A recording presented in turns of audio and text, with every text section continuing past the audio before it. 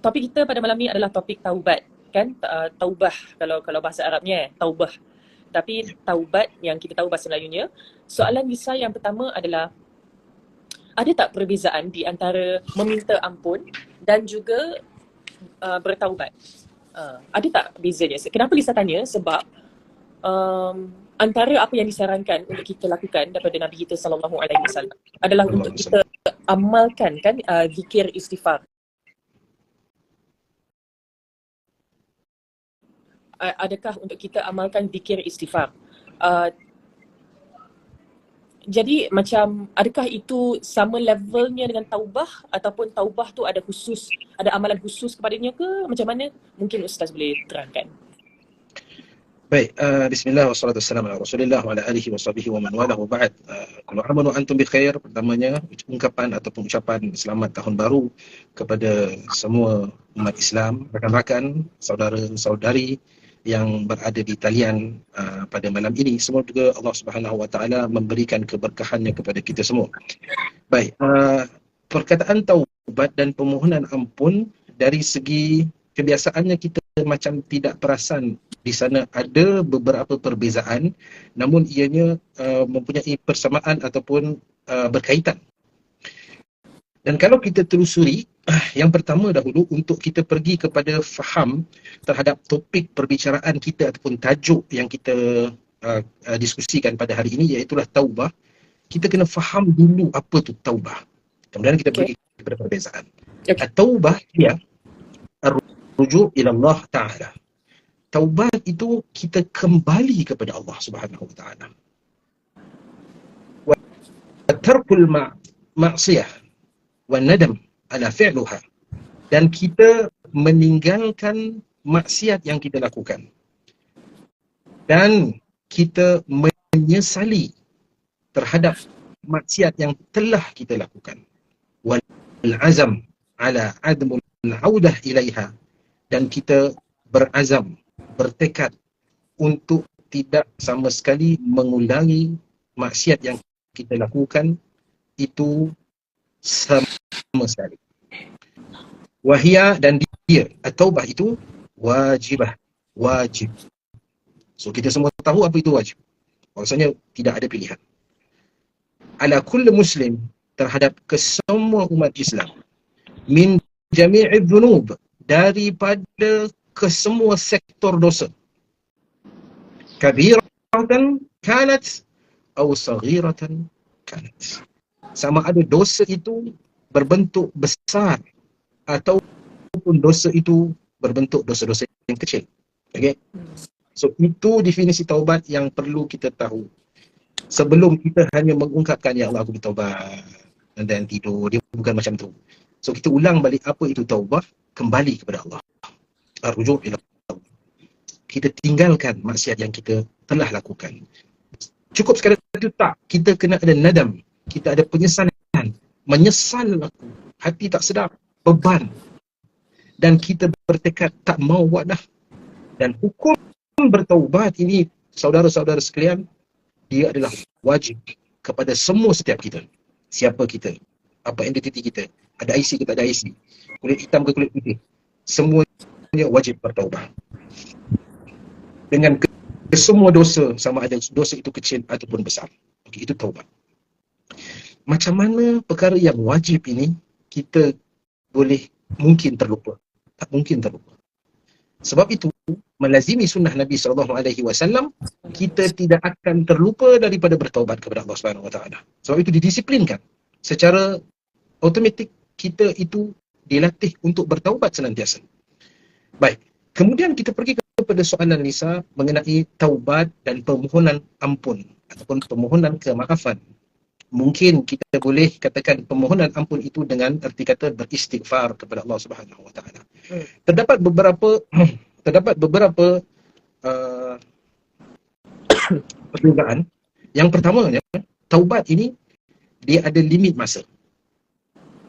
Okay? Dia bukan unlimited, dia ada limit dia. Seperti mana hadis yang diriwayatkan oleh Imam Tirmizi, selagi mana roh tidak berada di tenggorokan ataupun di sinilah, apa bahasanya, halqum ke, tengkorok ke, leher ke, selagi itu taubat boleh diajukan kepada Allah Subhanahu Wa Taala Oleh individu tu. oleh individu itu. Oleh individu itu. Itu di antara perbezaan yang kedua. Oh, Adapun istighfar, walaupun roh kita telah keluar daripada jasad, kita masih boleh diistighfarkan oleh orang-orang tertentu. Sebab itu apabila ada kematian, apa yang kita lakukan yang pertama? Al-Fatihah? Tak, itu bukan yang pertama. Yang pertama, apa yang Nabi SAW ajarkan adalah kita memohon istighfar kepada mereka, memohon keampunan kepada mereka. Mungkin kita baca Allahumma gfir lahu. Arti kata walaupun kita telah mati, namun perjalanan istighfar untuk diri kita itu masih boleh dilaksanakan. Alright? Adakah orang boleh taubat? Taubat dah tak boleh kita katakan. Ya. Kita tak boleh lah pula macam nak kata, ya Allah Tuhanku, aku memohon kepadamu untuk moga individu tersebut tu bertaubat. Macam mana? Macam aku mewakili dia untuk bertaubat, contohnya aku mewakili sekian untuk bertaubat. Macam kita tak boleh macam tu. Tapi kalau macam kita sebagai anak pun kita boleh meminta keampunan untuk ibu bapa kita. Ya Allah Tuhanku, ampunilah ibu bapaku, kan? Betul. Tapi taubat dia individu tu sendiri yang kena minta. Tapi kalau meminta ampun, walaupun roh dah keluar daripada jasad, masih boleh disambungkan oleh orang lain atas pihak. Betul. Okay. So tu yang pertama tadi, kita katakan taubat tu ada masa dia, ada had dia. Sampai satu masa taubat tak boleh apply. Yang kedua, kita dah masukkan juga sikit tadi, taubat ini tidak boleh diwakilkan kepada orang lain. Orang lain tak boleh taubat on behalf kita. Ada pun istighfar, orang lain boleh beristighfar untuk kita. Sebab itu penting. Kalau kita ada kematian, perkara yang paling penting ataupun yang didambakan oleh si mati itu adalah kita memohon ampun kepada mereka. Kadang-kadang kita tengok dalam grup WhatsApp ni, dia ada pengumuman kematian. Macam mana cara dia, yang lain komen tu Al-Fatihah, Al-Fatihah, copy paste, yang rajin sikit Al-Fatihah dalam kurungan dibaca. Kita dah macam ubah sikit cara. Sedangkan Nabi SAW mengatakan kita bagi baca istirja, inna lillahi wa inna ilaihi raji'un. Kemudian kita mohon ampun kepada si mati itu. Pasal itu perkara yang sangat didambakan oleh si mati. Okay? Dan you nak baca Al-Fatihah, you baca lah. Ya? Baik. Sebab itu juga kita katakan sebahagian pandangan istighfar tidak manfaat tanpa taubat, kerana istighfar adalah jalan menuju kepada taubat. Okey. Dan demikian Allah Subhanahu Wa Taala membezakan antara kalimat istighfar dan taubat. Dan di dalam hadis juga Nabi SAW mengatakan aku beristighfar dan bertaubat kepada Allah. Astaghfirullahal azim wa atubu ilaih. Aku beristighfar, yakni aku memohon pengampunan dan aku bertaubat kepada Allah Subhanahu Wa Taala. Baik. Jadi bila seseorang dapat mengumpulkan taubat dan istighfar, maka itulah orang yang sempurna dan orang itulah yang diharapkan. Okey. Mengumpulkan yang diharapkan. Maksudnya orang itulah yang diharapkan. Oh, sorry. Ingatkan diharamkan. Silap dengar. Diharapkan. Diharapkan. Jadi sebab tu saya katakan selalu orang yang dekat diri dia dengan sunnah Nabi SAW, dia tak risau dah hendak lah tu. Pasal dia memang combinekan dua perkara itu dalam setiap hari dia. Astaghfirullah wa atubu ilaih. Astaghfirullah wa atubu ilaih. Ya. Jadi itu kepentingan saya katakan. Tapi selalu kita katakan. Tapi bila kita melafazkan kan, macam kita melafazkan astagfirullah wa atubu ilaih, tapi mesti hadirnya perasaan yang penyesalan tu, memang nak meninggalkan maksiat tu, nak rasa bersalah tu kan. Yeah. Supaya syarat-syarat taubat tu adalah kan. Betul. Dia bukanlah macam kita katakan astagfirullah. Dia tak jadi macam tu. Tak boleh dia macam autopilot pula. Betul. Dia itu saya selalu kata dalam kuliah-kuliah saya, minda kita dan minda burung kakak tua itu perlu dibezakan. Burung kakak tua kalau dilatih, dia bukan boleh cakap 100 kali, 1000 kali pun dia boleh cakap. Tapi penghayatan emosi ketika mana menuturkan kalimat itu, adakah dihadirkan juga oleh burung kakak tua? Tak. So kalau kita dan kalau kita juga tidak menghadirkan 2 kali 7 sahaja kita dengan golongan kaki lebih kurang. Okey, baik. Seterusnya, Ustaz, bagaimana agama kaitkan kehidupan kita dengan taubat? Baik. Soalan ni, bagaimana Baik, agama kaitkan kehidupan manusia dengan taubat? Lisa dan kawan-kawan sekalian, saya apabila bercakap tentang taubat ini, perkara pertama yang saya fikir adalah mengenai diri saya sendiri. Dan tajuk taubat ini nampak macam tajuk yang tak berapa canggih. Sebab tu kadang-kadang kita tengok tajuk menghayati kebudayaan, mengamplikasikan, dia macam-macam tajuk tu canggih. Tapi taubat ini satu tajuk yang telah dibicarakan zaman berzaman dan tak nampak dia agak moden. Tetapi hakikatnya tajuk ini adalah tajuk yang paling penting dalam erti kehidupan kita sebagai manusia. Kerana Allah Subhanahu Wa Taala telah menciptakan kita dan menciptakan ayahanda kita ataupun bapa kita, iaitulah Adam alaihi salam. Yang mana Allah Subhanahu Wa Taala mencatatkan kisah Adam di dalam Al-Quran itu berulang-ulang kali. Bukan sekali, berulang-ulang kali.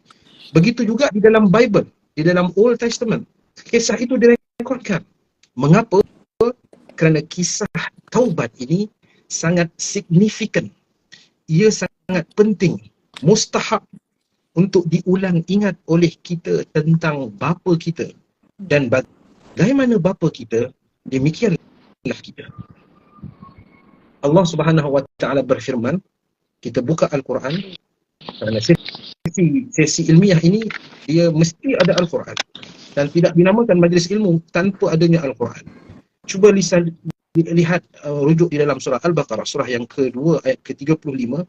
Allah Subhanahu Wa Taala berfirman, wa qulna ya Adam uskun anta wa zawjuka al-jannah wa kula minha ragadan haythu syi'tuma wa la taqraba hadhihi asy-syajarah fatakuna minadh dhalimin. Terjemahan maksud ayat, wahai Adam, you tinggallah dengan isteri you di dalam syurga dan makanlah dengan nikmat berbagai-bagai makanan, kan, yang ada di sana sesuka you, tetapi janganlah kamu dekat dengan pohon ini, nanti kamu termasuk daripada orang-orang yang zalim. Di dalam syurga ni dia bukan ada satu pokok aja, banyak pokok, dan Allah hanya remind kepada Adam dan Hawa, you jangan datang dekat pokok ni. Kalau you datang dekat, you akan zalim diri you sendiri. Okay. So lihat ayat ke-36. فَأَزَلَّهُمَا الشَّيْطَانُ عَنْهَا فَأَخْرَجَهُمَا مِمَّا كَانَ فِيهِ وَقُلْنَا اهْبِطُوا بَعْضُكُمْ لِبَعْضٍ عَدُوٌّ وَلَكُمْ فِي الْأَرْضِ مُسْتَقَرٌّ وَمَتَاعٌ إِلَىٰ حِينٍ. Cuba Lisa baca terjemahan dia. Lalu setan memperdayakan keduanya dari syurga sehingga keduanya dikeluarkan dari segala kenikmatan ketika keduanya di sana syurga. Dan kami berfirman, turunlah kamu, sebagian kamu menjadi musuh bagi yang lain, dan bagi kamu ada tempat tinggal dan kesenangan di bumi sampai waktu yang ditentukan. Subhanallah. Ayat ini Allah SWT menceritakan bahawasanya Adam telah melakukan sesuatu yang dilarang. Adam tersilap. Siapa yang silapkan dia? Sudah tentu asy-syaitan. Fa'azallahum asy-syaitan. So ini karakter ayahanda kita. Demikian itulah karakter kita juga. Yang selalu digelincirkan oleh syaitan. Apa yang Allah larang, kita pun tahu, tetapi kita mungkin tergelincir. Sama ada syaitan itu syaitan terpedaya. Dan juga di dalam surah Taha, cuba Lisa lihat surah Taha surah ke-20 ayat 115, juga ada menceritakan hal yang sama. Bahkan banyak hal-hal itu diceritakan. Walaqad ahidna ila Adam min qabl fanasiya walam najid lahu azma. Terjemahannya cuba dicatat. Dan sungguh telah kami pesankan kepada Adam dahulu, tetapi dia lupa, dan kami tidak dapati kemauan yang kuat padanya. Ya, kemauan yang kuat maksudnya kesungguhan itu tak nampak, kata Allah Subhanahu Wa Taala. Dan juga karakter ayahanda kita selaku bashar ataupun manusia, fanasia, dia terlupa. So itu karakter ayahanda, demikian kita. Kita tergelincir, masing-masing tahu hal masing-masing. Saya ada dosa yang banyak, Lisa tahu hal Lisa, penonton-penonton kita tahu hal-hal mereka. Maka ini tabiat yang mana kata Nabi SAW, kullu bani Adam khatta'un wa khaira khatta'in wa khairu khatta'in at-tawwabun. Apa kata Nabi SAW? Kesemua anak Adam itu melakukan kesilapan. So, kita tak terkejut dengan orang melakukan kesilapan. Orang tergelincir, orang tersesat. Kita tak terkejut kerana itu tabiat manusia. Cuma Nabi bagi tahu sebaik-baik kesilapan yang kita buat adalah tawwabun, kita bertaubat kepada Allah Subhanahu Wa Taala. Itu macam kira sebab dia apa tu, daripada awal lagi, daripada cerita daripada Adam alaihi salam lagi, boleh dikatakan yang ajaran Islam yang pertama adalah taubah. Ya.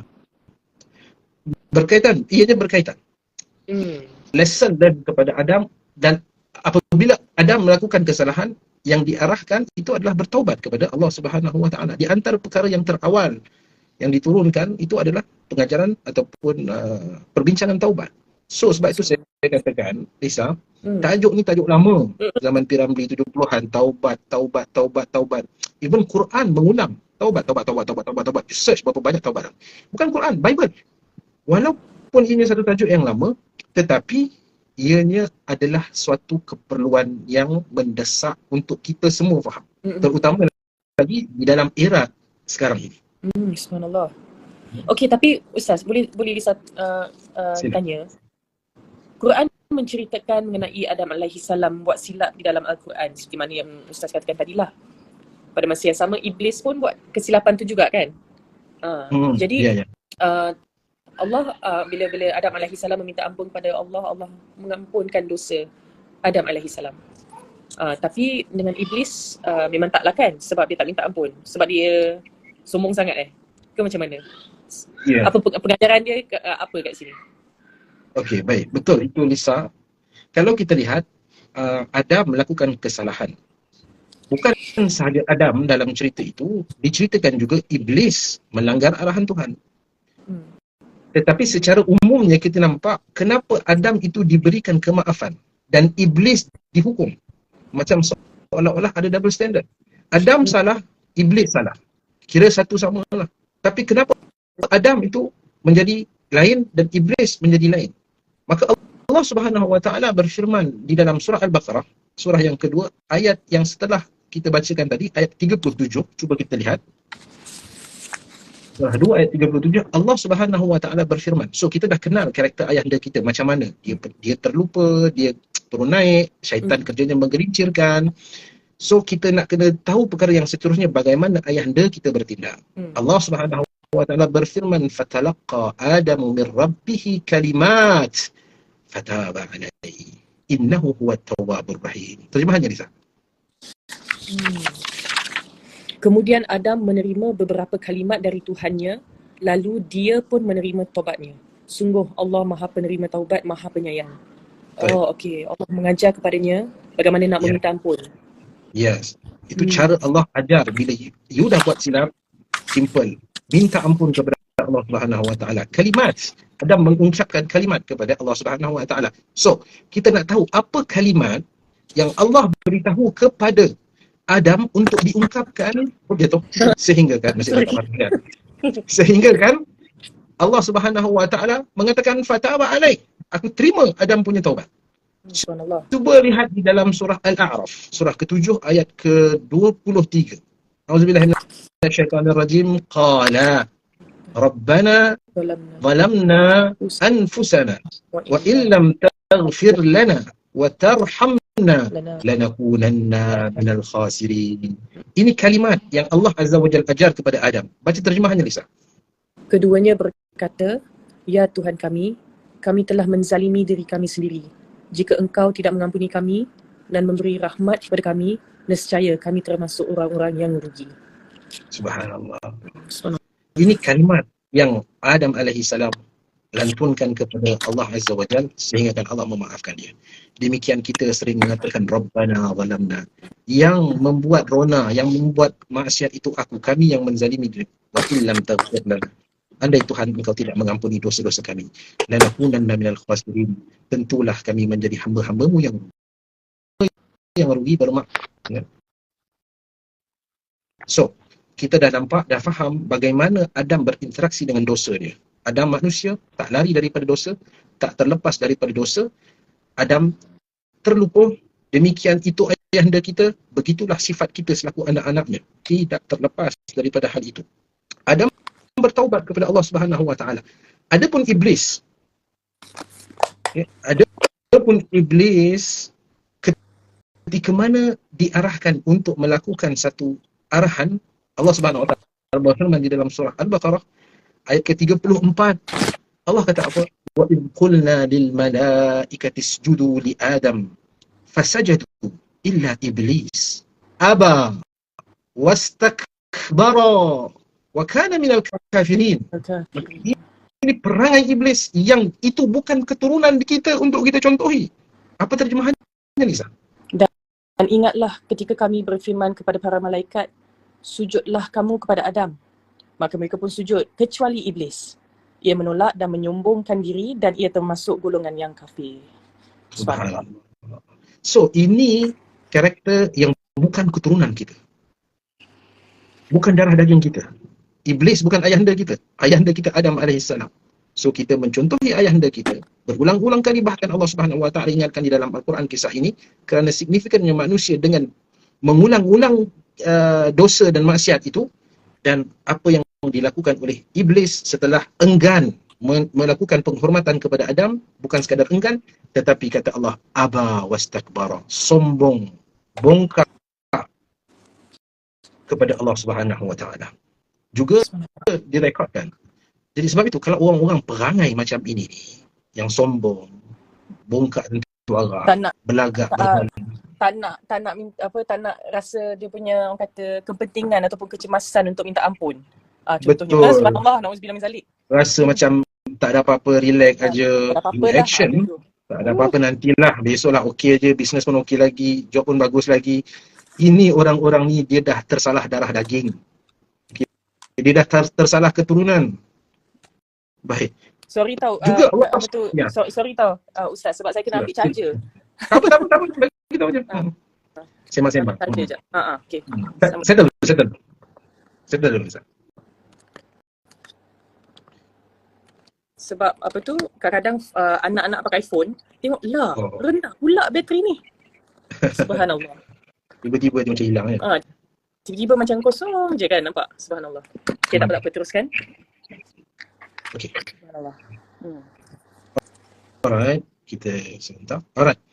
Juga itu satu kisah untuk menjawab kenapa Adam itu diampunkan, tetapi iblis ini sebaliknya. Juga Allah Subhanahu Wa Taala berfirman dalam dihukum. Surah Isra, surah 71, cuba lihat ayat 61. Surah 17 ayat ke-61. Allah Subhanahu Wa Taala berfirman, wa idh qulna lil malaikati isjudu li Adam fasajadu illa iblis qala asjudu liman khalaqta tina. Apa kata Allah Subhanahu Wa Taala terhadap dialog iblis terhadap Allah? Cuba bisa baca maknanya. Dan ingatlah ketika kami berfirman kepada para malaikat, sujudlah kamu semua kepada Adam.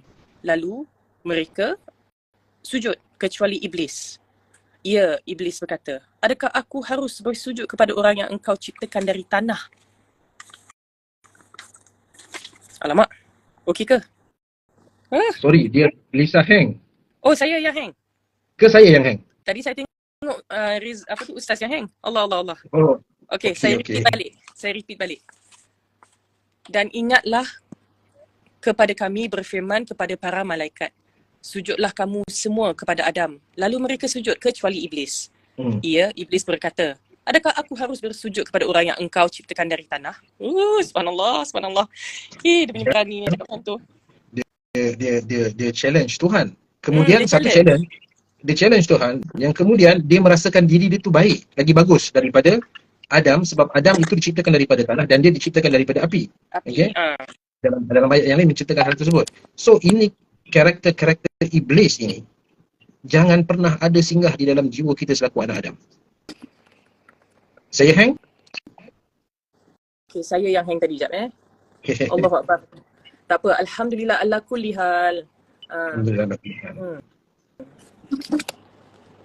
Dia nak tu. QS apa ya? Surah apa? Oh, okey. Diorang tanya surah apa? Yang last Surah tadi tu 17 surah ayat 61. Al-Isra 61. Al-Isra ayat 61. 61. Mm-mm. Okey, sekarang Tapi dua-dua okey tapi dia kata. nanti Maksudnya nanti tadi ada seorang tak okey. tapi nanti macam boleh je Mas Lisa update macam mana nanti Lisa ambil screenshot gambar ni, lepas tu Lisa akan share semua ayat-ayat ni. Nak ke? Boleh juga, ataupun siapa-siapa yang dalam ni dia dapat tangkap apa yang kita sebut tadi, surah berapa, ayat berapa, dia tulis sebagai reference, insya-Allah ada pahala untuk orang-orang yang menulis seperti itu untuk kebaikan. Betul? Insya-Allah. So dia tulis ni Al-Isra 61 surah 17 61. Nanti Okey. Lisa save live boleh. Boleh. Lisa boleh ke tak boleh? Boleh? Tu boleh. Boleh juga. Nak ke save ke live ni? Nak? Ke rasa macam okey, tak apa. Kita teruskan dengan soalan seterusnya, Ustaz. Cuma yang Lisa, saya nak hitkan sikit dia punya point sebab ini berkaitan dengan apa nama iblis ni punya watak kriteria. Iblis sombong. Dia challenge and then dia ada perasaan sombong. I better than you. Ini word ni jaga-jaga. I better than him. I better than her. Ini jaga-jaga perkataan ni. Ini perkataan iblis yang tak dicakap oleh bangsa manusia. Kan? Dia siapa? I siapa? Kan? Dia kerja apa? I kerja apa? You kenal I tak? Ini perkataan iblis yang tak dicakap oleh keturunan manusia yang asli. Tak bercakap macam tu. Subhanallah. Apa title yang kita ada, apa pun kita tak bercakap macam tu. Kerana ini adalah bisikan iblis yang telah kita terpedaya dengan dia. So hati-hati kita, siapa pun kita, apa baju yang kita pakai, apa paku yang ada di baju kita, apa topi yang kita pakai pun, apa orang panggil kita apa, jangan pernah meniru dan cuba aksi-aksi iblis challenge Tuhan dia. Ya. Okey, itu. So peringatan ni untuk saya dan semua lah. Okay. Saya pun kadang-kadang manusia kan. Manusia kadang-kadang kita pun geram juga idea ni. Geram juga ni kan. Dia tak kenal ke? Geram. Apatah lagi perasaan ini, Lisa, bila dia mudah datang bila kita communicate dengan orang bangsa asing. Orang Indonesia, orang Bangladesh, kita you orang mana? Subhanallah, ini bumi-bumi Tuhan. Ini bumi-bumi Allah. You pijak bumi Allah dalam keadaan you sombong, kan? Dia kata you apa? Ya. Bahaya. Jadi apa seterusnya Lisa untuk saya ingatkan juga penting sebelum kita pergi pada soalan. Nabi SAW mengatakan, perhatikan semua, kullu ummati mu'afa illa mujahirin. Wa innal mujahirin an ya'mal rajul bil laili amalan thumma yusbah wa qad satarahu Allah alaih fayaqul ya fulan fa'altu kadha wa kadha. Sampai habis ayat. Apa kata Nabi SAW? Nabi SAW katakan, setiap umatku itu layak untuk menerima pengampunan Tuhan. Layak. Melainkan al-mujahirin. Bukan muhajirin. Muhajirin tu muhajirin dan ansar. Mujahirin. Mujahirin. Apa mujahirin? Al-mujahirin ini adalah seorang yang melakukan sesuatu pada waktu malam. Yakni melakukan maksiat pada waktu malam. Apa maksiat tak kira lah. Dia minum todi ke, dia berzina ke, dia apa ke, pokoknya maksiat dia lakukan pada waktu malam hari. Kemudian menjelang tengah hari, waqad satarahullahu alaih. Allah telah menutup aib dia tu. Allah tak bagi tahu orang yang dilakukan maksiat tersebut. Tetapi apa yang dilakukan, mujahirin yang dimaksudkan apa? Bila Allah dah tutup aib dia, dia bercerita dengan orang. Ya fulan, fa'altu kada wa kada. Weh bro, semalam hang tak tahu apa aku buat. 4 botol aku minum, relax. Okey. Contoh lah, itu contoh kan. Dia ataupun yang orang-orang yang suka mengenai wanita ni, dia cerita semalam 3 orang sekali. Dia apa maksudnya? Allah dah tutup aib dia. Lepas tu dia pula yang cerita membangga-bangga pula dia punya. Membangga. Okey. Dia cerita satu hal dan dia berbangga 2 hal. Ini hati-hati. Orang tak, Allah tak, dia tidak layak dapat pengampunan Tuhan. Sebab itu kadang-kadang orang-orang yang melakukan maksiat secara terang-terangan dan dia berbangga, ini berhati-hati. Nak lagi kita pamerkan perkara itu di medan media sosial. Kan? Subhanallah. Dia berbangga. Jangan. Kita ada had limit kita. Kita selaku orang mukmin, orang Islam, orang yang ada agama, ada do and don'ts dia. Buat silap itu kita dah tahu, biasa, normal. Benda tu Allah tak kata you jangan buat silap kerana tabiat manusia buat silap. Cuma Allah kata you bertaubat. Bila you buat silap, you jangan cerita ke orang. You tahu tak, masa muda I pukul, berapa orang I tak pukul. Apa maksud I tak buat. You cerita apa usia tua, usia muda you kat orang. Dulu saya macam ni, dulu macam tu. Haram perbuatan itu. Seperti mana subhanallah, agama ni, subhanallah Lisa, Ma'is ketika mana dia berjumpa kepada Nabi SAW, dia kata, "Ya Rasulullah, aku telah berzina." Zanait ya Rasulullah. Zanait, aku dah berzina ya Rasulullah. Maksudnya maksiat. Dia bagi tahu kepada Rasulullah, aku berzina. Rasulullah bukan kata, "Subhanallah, aku berzina." Berapa kali, berapa malam, berapa dengan siapa? Bukan, Nabi bukan begitu. Kita, kalau orang kata, "Semalam aku hang berzina dengan siapa weh? Kat mana weh? Macam mana hang kali weh?" Dan dia sebab lah dekat mana-mana pun kan. Dia itu karakter dia macam tu. Itu bukan sifat yang bagus. Itu kita tak boleh macam tu. Allah, subhanallah. Mengisahkan betul, subhanallah. Kan, bila sahabat tu bagi tahu kepada Nabi dia telah berzina, Nabi kata apa? La'alla qabbalt. Tak kot. Hang tak berzina kot. Hang mungkin peluk je kot. Hang mungkin cium je kot. Hang mungkin pegang je kot. Ma'is kata, "Tak, ya Rasulullah. Zanait, aku berzina." Dia katakan, "Kau baliklah Ma'is. Qad satara, sesungguhnya Allah telah tutup aib kau. Kenapa kau nak cerita ke orang?" Nampak tak? Walhal di dalam ni ada komen ni Ustaz. Dia kata mungkin dia bilang aib dia sebab dia fikirkan macam mungkin boleh jadi tauladan kepada orang lain. Katakanlah macam tu. Tauladan dia dosa apa yang dia buat? Al-Quran dah rekodkan dosa Fir'aun. Quran itu tauladan. Bukan manusia punya dosa untuk kita jadikan tauladan. Apa dosa yang you buat lebih daripada Fir'aun? Fir'aun mengaku Tuhan. Orang setakat berzina tu dia tak mengaku Tuhan. So untuk compare you, orang Melayu punya dosa dengan Fir'aun punya dosa untuk diteladankan, itu bukan comparison yang betul. Dan Islam menutup. Islam tak boleh cerita. Contoh, saya dulu jahat. Saya tak boleh cerita. Ini kadang-kadang ada orang motivasi dia interview. Okay, you nak masuk kerja. Okay, you dosa apa you buat? Dosa yang besar sekali apa you buat? Dia cerita, saya pada umur 12 tahun telah mengandung akibat itu dan sebagainya. Ini tak boleh, haram. Umar kalau kata pukul orang yang pecat anggota dia yang spot check aib-aib orang yang dahulu. Sebab itu aib-aib orang kita tutup. Ya? Dan Allah menutup aib kita. Dan Allah, Nabi bagi warning, you jangan buka aib you. Kalau you buka aib dan dalam keadaan berbangga, tidak ada ruang pengampunan untuk you. You tak layak untuk memiliki pengampunan. Walaupun sebagai ibu bapa untuk anak-anak, Ustaz, walaupun sebagai ibu bapa lagi tak boleh. Lagi tak boleh. Nanti anak itu akan berikan alasan, "Bapa aku pun sama 2 kali 7 dengan aku." Oh, alah bapa pun buat. Kan? Alah bapa buat. Alah boleh ni. Bapa pun macam tu juga. Mama pun lebih kurang aja. Sekarang ni baru nak ni. So, itu berapa ramai kita tengok anak-anak yang, contoh kita katakanlah, walaupun bukan isu, ni kita tak kata apa, yang tidak menutup aurat dengan baik.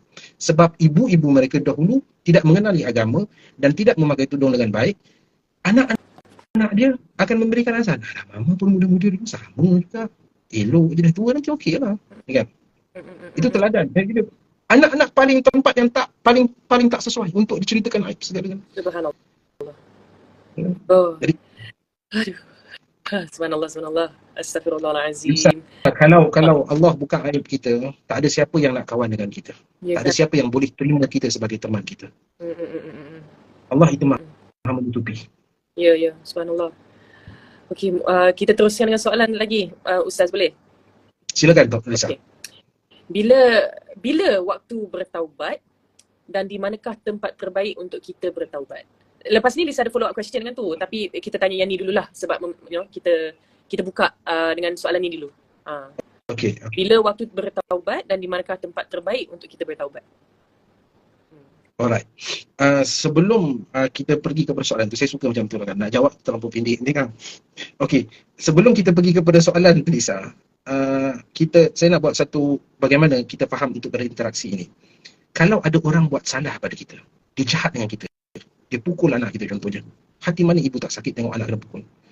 Kita akan berbisik di dalam jiwa, kita akan kata, "Kau kalau tak minta maaf dengan aku, memang kau sakit." Okey, memang kau sakit. Kalau kau tak minta maaf, kau tak melutut dekat aku, memang adalah yang nak kena tu. Kita suruh dia minta maaf. Kita suruh dia minta maaf juga. Okay, itu manusia dengan manusia, kita suruh dia minta maaf sebab dia buat salah kat kita. Tapi kita cakap tadi, kalau kau tak minta maaf, kau nanti kena. Ini orang bercakap, komunikasi dendam dengan orang. Okey, satu kata. Contoh yang kedua, Liza, kalau anak kita buat silap dekat kita, yang anak kita sendiri, tadi orang luar lah buat silap dekat kita. Kita kata, kau tak minta kau jagalah, memang aku ganyang apa, semua tu. Tapi kalau anak kita buat salah kat kita, kita ungkap pada dia, macam mana? Kita tak cakap, kau tak minta maaf kat aku. Itu jarang lah cakap. Kebiasaan watak-watak dalam drama pun begitu. Dia akan panggil anak tu, Along, mai Zat, mai minta maaf dengan baba. Betul tak? Mai minta maaf dengan baba. Beza kan kita cakap tadi, kau tak minta maaf dengan aku, kau sakit. Yang ni kita cakap dengan tonasi ataupun komunikasi kasih dan sayang antara kita dan anak. Mai Zat Long tadi buat macam ni, lah minta maaf dengan baba. Itu komunikasinya. Subhanallah, Allah Subhanahu wa taala ini dia mempunyai nama-nama yang banyak. Dia ada nama Jabbar, Muntaqim, Mutakabbir, nama-nama yang menggerunkan kita sebagai hamba dia. Tetapi untuk memudahkan bacaan Al-Quran, Allah mengkaitkan namanya dengan Ar-Rahman dan Ar-Rahim, kasih dan sayang. Dan bagaimana kasih dan sayang Allah Subhanahu wa taala terhadap saya yang melakukan dosa itu, Allah berfirman di dalam surah An-Nisa. Cuba kita lihat surah keempat ayat ke-106. Bagaimana komunikasi Tuhan dengan manusia. Manusia ini yang melakukan dosa, jahat. Allah Subhanahu wa taala berkomunikasi dengan anda, wastaghfirillah. Innallaha kana ghafurur rahim. Apa terjemahannya? Dan mohonkanlah ampunan kepada Allah. Sungguh Allah Maha Pengampun, Maha Penyayang. Allah suruh kita bertobat dengan kasih sayang. Bukan berbeza dengan karakter kita dengan orang tadi. Hang minta maaf kat aku, hang tak minta memang hang sakit. Dengan kita suruh anak kita minta maaf, faham tak? Mai kat baba, minta maaf kat baba. Allah kata you buat dosa kat I, mainlah datang dekat aku. Allah pujuk kita. Allah kata aku ni pengampun dan aku kasih dekat kau. Boleh imagine ke you buat salah tau. And then Allah pujuk you. You tak nak pergi dekat Allah. Allahu Akbar, Allahu Akbar. Jadi itulah dia. Okay, and then kita pergi ke soalan. Soalan ni tadi apa? Di mana dan bila tempat bertaubat. Okey. Kebiasaan manusia, Melayu ke tak Melayu ke, mungkin Melayu lah. Dia punya dialog, dia akan berkata, tak apa, asal lagi aku taubat. Tak apa, aku asal lagi pergi Mekah aku taubat. Ya. Tapi bukan orang Kedah lah ni, orang Kelantan. Allahu Akbar. Dialog, bukan tunjuk aje lah. Dia akan bagi tahu, tak apa, asal lagi kita pergi Mekah, kita pakai taubat lah. Macam tu lah kan. Maksudnya, lokasi taubat itu diletakkan di Mekah. Kemudian dia katakan, tak apa, sagi tua aku taubat lah. Dia letakkan pada satu tempat akan dapat. Ya. Dia seolah-olah takut macam tu. Macam seolah-olah macam meremehkan. Meremeh sangat. Meremeh satu. Lepas tu dia confirm. Dia confirm yang dia ada usia tua. Aduh, hai. Kan? Berapa ramai hari ni, kita tengok statistik, pergi hospital minta statistik berapa ramai orang bawah 30 tahun meninggal. Apa jaminan kita boleh hidup satu hari akan datang? Sehingga kan kita boleh mengatakan, nanti tua aku bertaubat. Ini kesalahan-kesalahan yang fatal. Satu dialog juga yang diajarkan oleh Iblis kepada umat manusia untuk menangguhkan taubat. Walhal Nabi mengajarkan taubat setiap hari. Dan bagaimana kehidupan Nabi SAW itu diulami dengan permohonan taubat demi taubat. Kita katakan takhir taubah yahtaju ila taubah. Menangguh taubat itu perlu kepada taubat. You postpone you punya taubat, you perlu taubat terhadap you punya postpone. Sebab apa? You postpone taubat itu adalah berdosa. Oh, menangguh taubat kita, menangguh meminta ampun dengan taubat kita pun consider satu dosa. Itu dosa. Subhanallah. Okay. Contoh kita buat dosa, kita buat dosa tengah hari, tak apa, saat malam ke sembahyang isyak bertaubat. Itu dia dah postpone dia punya taubat. So itu jadi macam maksudnya bila dalam keadaan yang sedar, lagi-lagi bila dalam keadaan sedar lah. Macam sebab kita kalau boleh kita nak minta ampun ataupun taubat pada perkara yang kita tak sedar pun kita nak minta taubat juga. Kan? Jadi macam sebolehnya buat sentiasa lah maksudnya. Kena senantiasa, apatah lagi kita tersedar dengan yang kita lakukan tu dosa. Siapa yang tak tahu dia buat dosa? Kan? Semua orang tahu. Yang minum arak tu, tanya dia, dosa ke pahala? Mana berani dia jawab dapat pahala? Dia pun tahu dapat dosa. Derhaka kepada ibu bapa, siapa yang kata pahala? Orang jahat tahu benda tu dosa. So semua benda. Kalau yang saya takut tu, dia macam pada benda-benda yang kita dah, macam benda tu dah normalize dah. Dosa-dosa yang macam mana dah normalisasi. Yang dah normalize, lepas tu kita sampai benda tu macam kita tak realize pun macam sebenarnya kita dah berdosa macam tu. Tu yang macam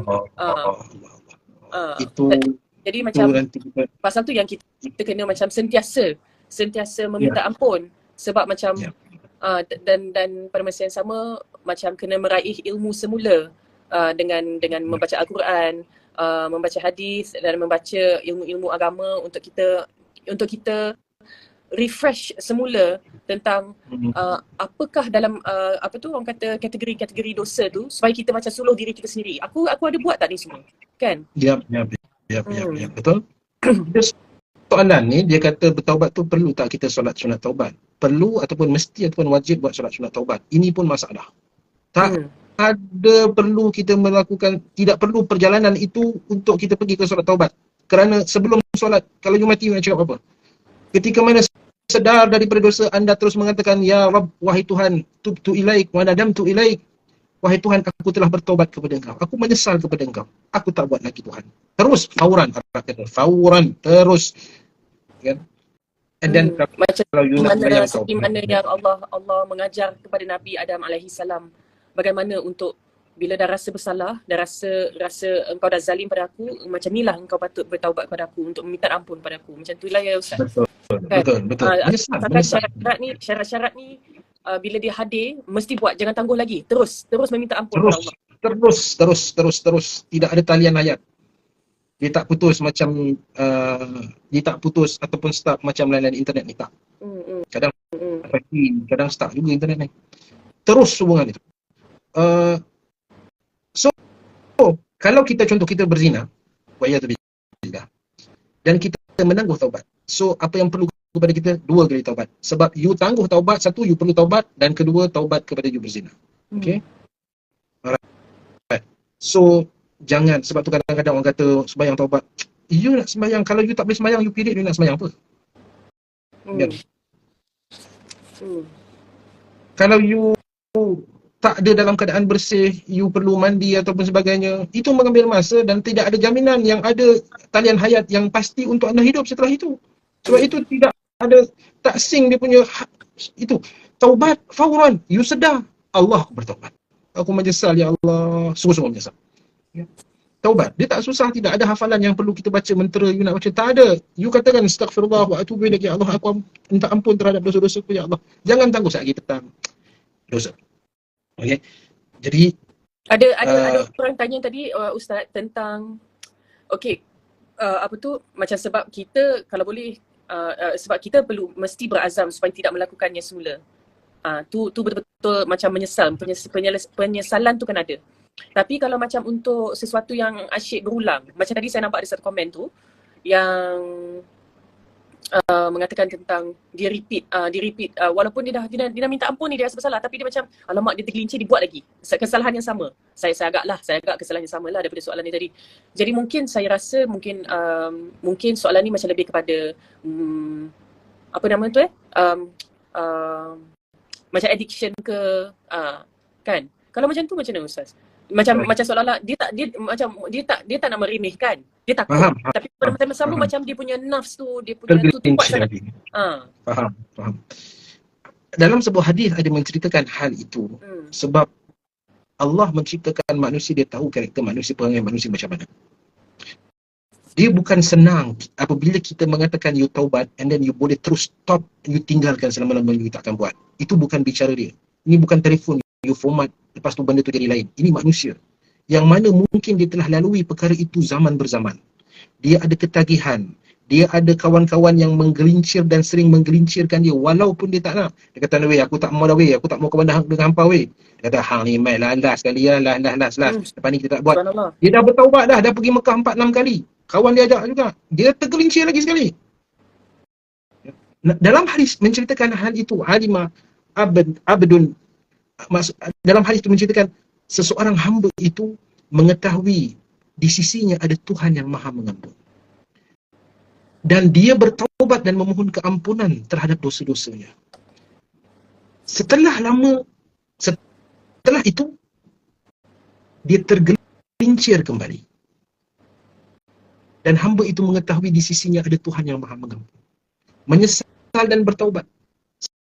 Setelah itu tergelincir lagi. Di dalam hal itu Nabi SAW mengatakan, Allah itu maha mengampun. Allah ampunkan. Selagi mana hamba ku memohon keampunan, Allah ampunkan. Subhanallah. Bukan kita nak bagi satu galakan untuk you buat maksiat, tak. Tetapi perangai manusia bukan robot. Memang kita dah satu hal, kita kata tak mau dah, aku tak mau dah Instagram ni. Terjebak juga, datang si Leha kata, weh, main lah Instagram. Petang-petang ni. Kesian nama Leha. Contoh bukan nama sebenar. Bukan nama sebenar. Bukan nama sebenar. Jom lah weh, Instagram weh. Aku mau balik umrah ni, Leha ni. Tak apa gam ada banyak lagi. Macam tak biasa. Dia jenis kaki bakar ni. Iblis-iblis ni. Ya. Tak apa laki ham kan tahu. Laki ham pergi kerja dia pun. Kau isap lah boleh sebatang dua. Dia isap dia tergelincir. Tapi hati dia tak mau. Tuhan aku tergelincir. And then dia taubat lagi. Tuhan aku mohon keampunan. Aku tak kuat. Ampun aku Tuhan. Nabi kata selagi mana dia mohon ampun, Allah ampunkan. Allah ampunkan. Subhanallah. Cuma kita tak nak jadi judge. Kita bukan nak menghakimi orang. Dia ni pendosa. Bukan kerja kita. Tuan-tuan, kalau kita nampak orang ni buat benda, tolonglah jangan hukum. Jangan hukum orang kerana engkau tak tahu apa yang berada di dalam jiwa dia. Tapi kita sendiri sebagai individu macam kena ada usaha dia juga. Macam untuk cuba tinggalkan perkara tu yang mungkin susah nak tinggalkan. Kadang-kadang dia bukan macam okey, mungkin bukan dari aspek dadah. Mungkin daripada aspek macam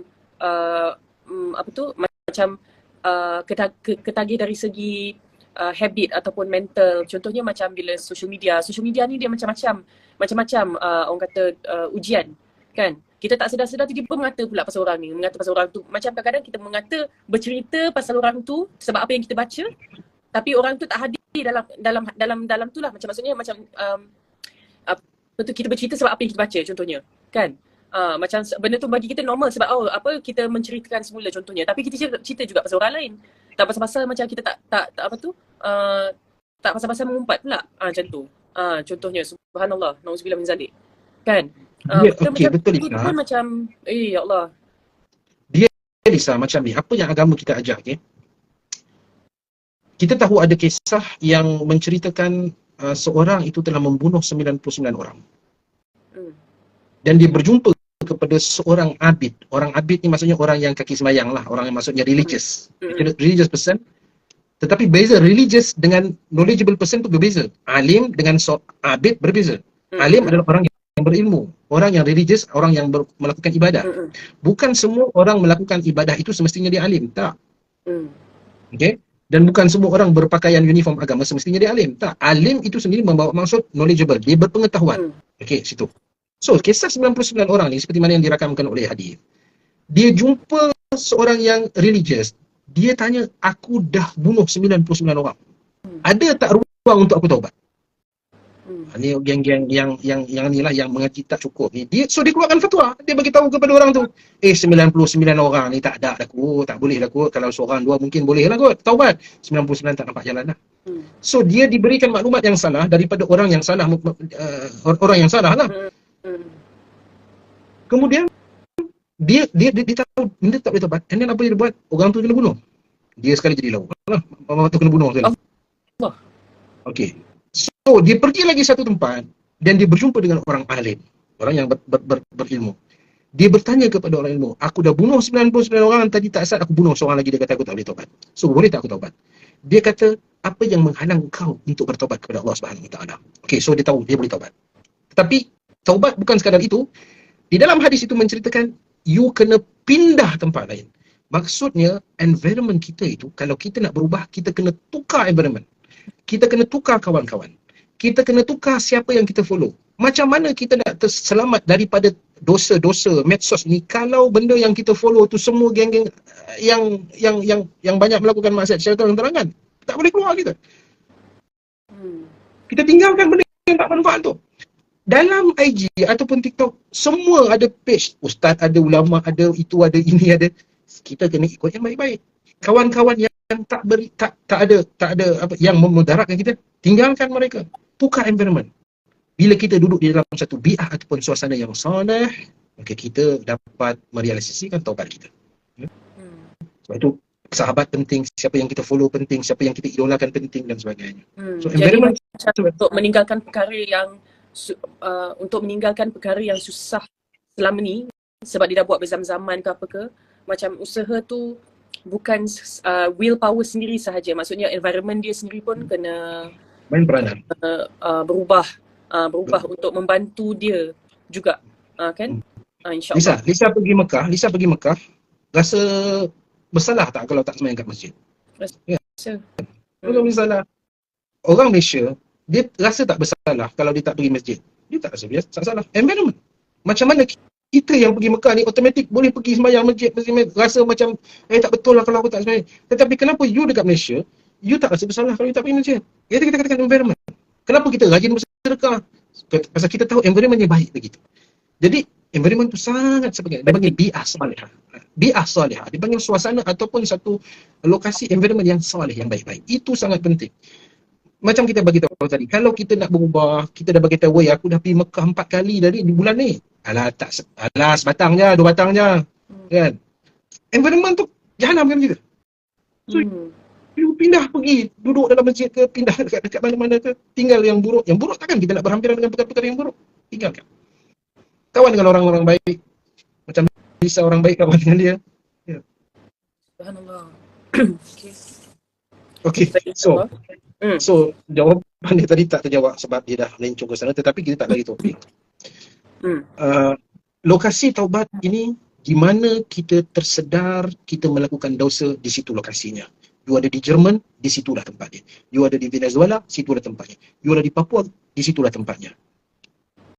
Tolong hentikan dan matikan pemahaman lokasi taubat itu di Mekah. Berhentikan. Tidak ada seperti itu. Okay? Dan bila bertaubat, ketika itu juga. Di lokasi yang sama, di masa yang sama. Terus, kita katakan hauran. Terus serta-merta. Terus. Tidak ada penangguhan. Cumanya, ada beberapa masa yang Allah Subhanahu Wa Taala gambarkan di dalam Al-Quran yang terbaik untuk kita beristighfar kepada Allah Subhanahu Wa Taala. Allah rakamkan di dalam surah yang ketiga, ayat ke-17, Allah berfirman, As-sabirin, was-siddiqin, wal-qanitin, wal-munfiqin, wal-mustaghfirina bil-ashar. Terjemahan je, Lisa. Juga orang yang sabar, orang yang benar, orang yang taat, orang yang menginfakkan hartanya, dan orang yang memohon ampunan pada waktu sebelum fajar. Alright. So, 5 golongan ini di dalam surah 3 ayat 17, sila catat. Allah kata 5 golongan ini terbaik di sisi Allah. As-sabirin, orang yang sabar, kita tahu. Siddiqin, orang yang membenarkan. Qanitin, orang yang taat. Wal munfiqin, orang yang menginfakkan hartanya kepada jalan Allah Subhanahu Wa Taala. Namun itu bukan poin untuk perbicaraan kita hari ini. Poin kita ada perkara yang kelima, iaitu Allah kata apa? Wal mustaghfirina bil ashar. Orang-orang yang beristighfar, memohon ampun pada waktu bila? Pada waktu sahur. Sahur ni bila? Bukan Ramadan. Orang kaitkan sahur tu Ramadan. Tak, sahur itu berlaku setiap hari. Di sana ada waktu duha, ada waktu isyraq, waktu zuhur, waktu asar. Ada satu waktu namanya waktu sahur. Sahur ini beberapa ketika sebelum azan fajar. Okey. 10 minit, 20 minit sebelum azan fajar, itu adalah waktu yang paling baik yang Allah rekodkan di dalam surah 3 ayat 17 untuk manusia beristighfar, memohon keampunan kepada Allah Jalla fi'ula. Allah Subhanahu Wa Taala juga merekodkan di dalam surah Al-Dhariyat. Cuba lihat di dalam surah Al-Dhariyat, surah ke-51, kita lihat bermula daripada ayat 15. Allah Subhanahu Wa Taala berfirman, surah 51 ayat ke-15, Allah Subhanahu Wa Taala berfirman, innal muttaqina fi jannatin wa uyun. Terjemahannya, Lisa. Sesungguhnya orang-orang yang bertakwa berada di dalam taman-taman syurga dan mata air. Masya Allah. Allahumma ja'alna minal muttaqin. Wahai Tuhan, jadikanlah kita daripada orang-orang yang muttaqin. Amin, amin, amin. Amin. Okay, so bila Allah bagi tahu orang dalam takwa itu berada dalam syurga, so kita reply, Tuhan, jadikan kami dalam orang muttaqin, supaya kita faham berinteraksi dengan ayat itu dan kita nak jadi orang macam itu. Amin, amin, amin. Baik. Amin ya Rabb. Ayat seterusnya Allah Subhanahu Wa Taala berfirman, akhirina ma atahum rabbuhum innahum kanu qabla dhalika muhsinin. Terjemahan maksud ayat. Mereka mengambil apa yang diberikan Tuhan kepada mereka. Sesungguhnya mereka sebelum itu di dunia adalah orang-orang yang berbuat baik. Okey, so karakter orang muttaqin di dalam syurga itu, Allah bagi tahu mereka di dunia itu adalah orang-orang yang berbuat baik. Muhsinin, orang-orang yang buat baik. Okay.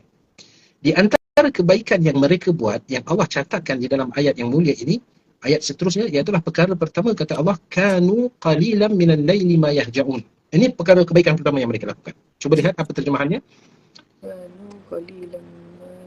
Oh. Mereka sedikit sekali tidur pada waktu malam. Okey, so waktu malam mereka membahagikan. Malam dia tak rajin sangat tidur. Tidur tu ada sedikit masa. Okey. So waktu lebih dia buat apa? Tengok bola. Alamak, patutnya kiam kan. Kiam lah, kiam. Tengok bola pun okey, dan you kiam lah. Okey. Jangan tengok bola tak kiam. Tengok bola okey, and then kiam sedikit. Okay? And then tengok balik dan sebagainya. Okey. So, kebaikan pertama orang-orang ahli syurga itu, dia punya rutin harian adalah waktu malam dia kurang tidur dan dia banyak solat. Okey. Alright, kita pergi kepada poin dia terus, ayat ke-18, Allah Subhanahu Wa Taala mengatakan kebaikan yang sampai benda ini menjadi poin untuk you masuk syurga. Kata Allah, wabil ashari hum yastaghfirun. Terjemahannya. Dan pada akhir malam mereka memohon ampunan kepada Allah. Akhir malam ataupun perkataan yang asal kata wabil ashar, jadi sahur. Apabila menjelang waktu sahur itu, mereka memohonkan ampunan. Jadi beristighfar. Jadi tuan-tuan dan puan-puan, rakan-rakan sekalian, followers Lisa, saudara-saudara, hiasi malam-malam akhir ataupun waktu-waktu sahur itu dengan beristighfar kepada Allah Subhanahu Wa Taala. Mudah, astagfirullah. Bangun awal sedikit, setengah jam sebelum subuh. Jadikan rutin. Ini untuk anda ke syurga. Astagfirullah. Di mana mulut-mulut orang muslim kita untuk beristighfar pada waktu sahur? Kenapa tidak ada yang mendengar? Mungkin ramai yang tak mengetahui, mungkin sudah tahu tapi susah nak bangun. Paksa diri untuk kita bangun, mohon keampunan daripada Allah Subhanahu Wa Taala pada waktu keemasan itu. Itu rutin kita. Rutin kita sebagai orang mukmin. And then you solat subuh, solat 2 rakaat solat subuh, dan you nak tidur, nak kerja.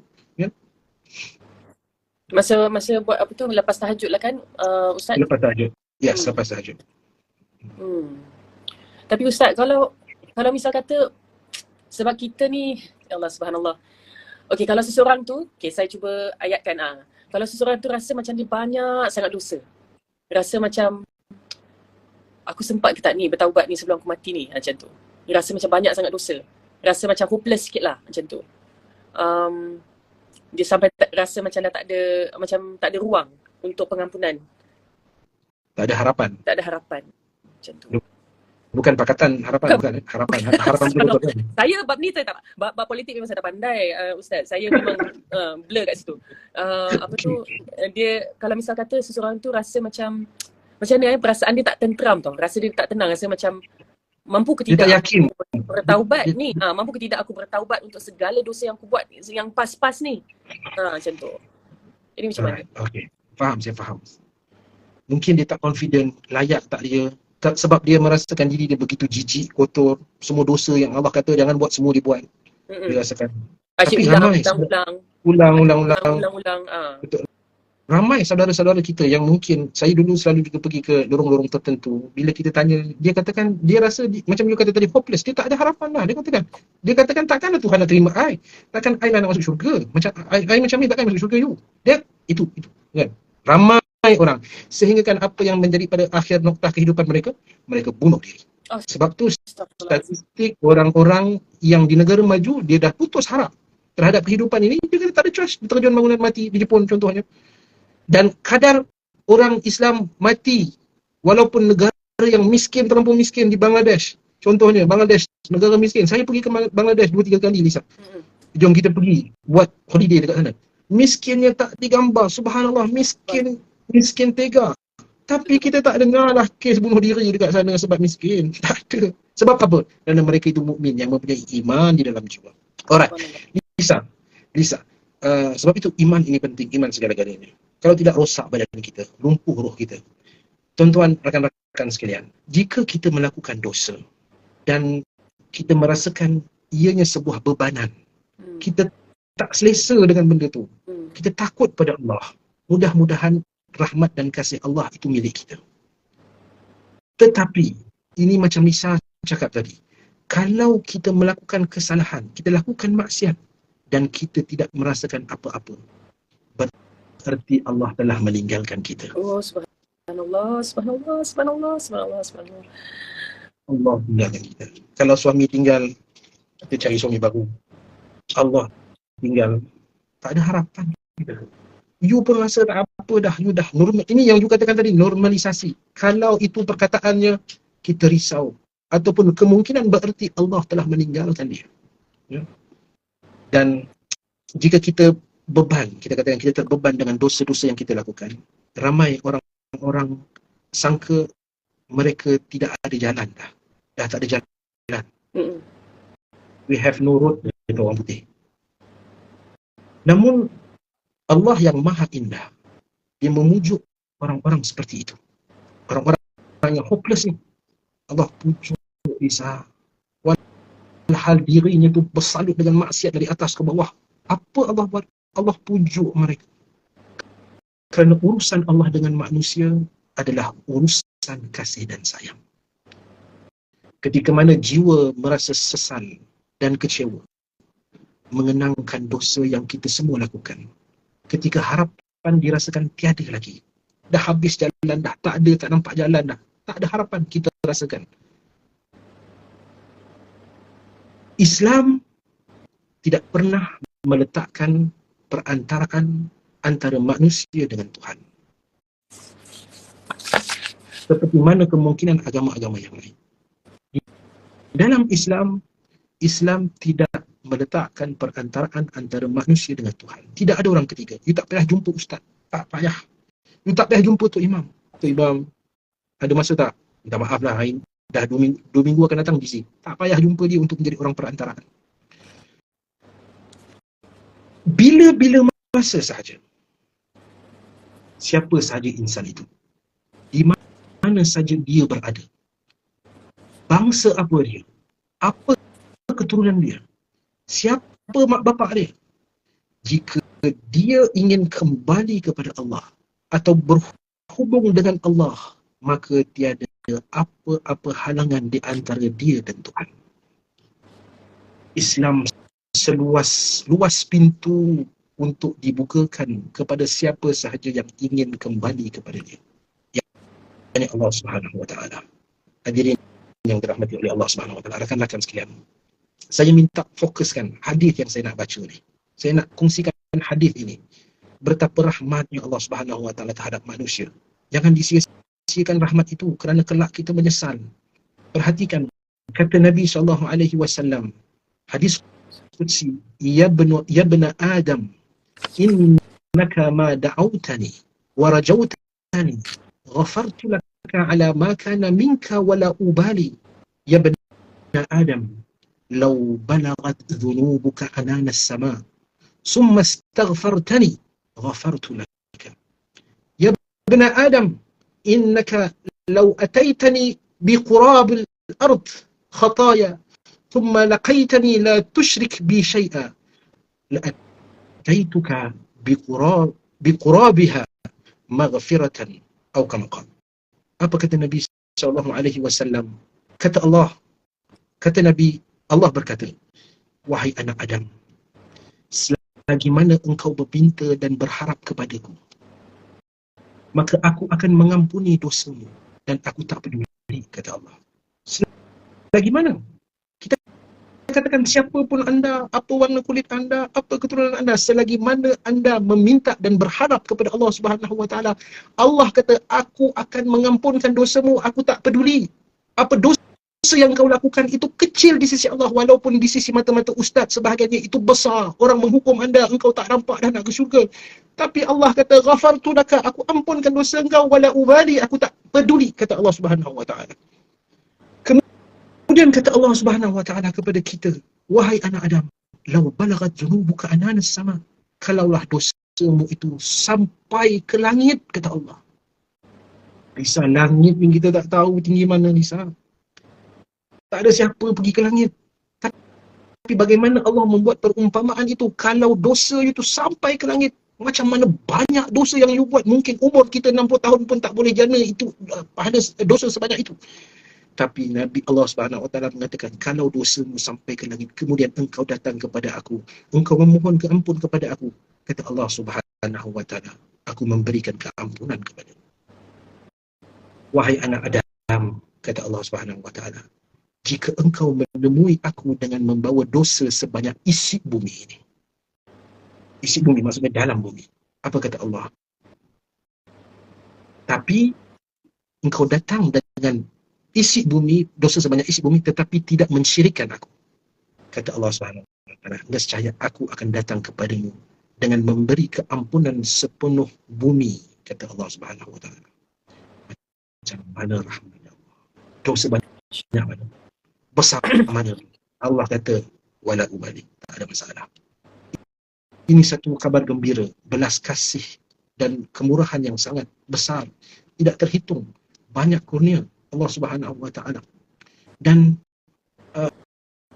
so siapa-siapa saja, tolong, kalau dia ada kenalan yang dia kata dia tak ada harapan, itu bukan dialog agama, itu iblis yang menghalang anda daripada bertaubat. Allah kata, langit kalau dosa kau bercerai, aku ampunkan dosa.